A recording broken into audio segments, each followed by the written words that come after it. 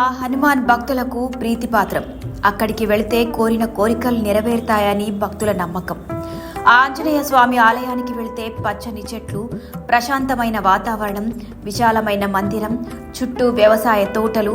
అక్కడికి వెళితే ప్రకృతి ఒడిలో పరవశించిపోవాల్సిందే. అటు అపార భక్తితో పాటు ఆహ్లాదకరమైన వాతావరణంతో ప్రసిద్ధిగాంచిన నిజామాబాద్ జిల్లా సారంగపూర్ హనుమాన్ మందిరం.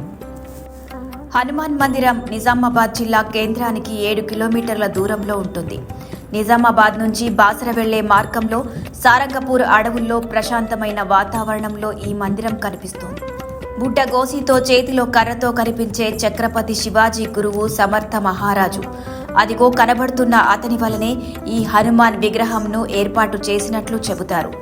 హనుమాన్ మందిరం వద్ద చుట్టూ పచ్చని చెట్లు, విశాలమైన స్థలం, హనుమాన్ మందిరం ముఖద్వారం, ఎత్తైన పెద్ద వృక్షాలు, మందిరంపై ఎత్తైన గుట్టపై రాయిపైన పెట్టిన కాషాయం రంగుతో పెట్టిన జెండా అందరినీ రారమ్మని ఆహ్వానిస్తున్నట్లుగా కనిపిస్తోంది.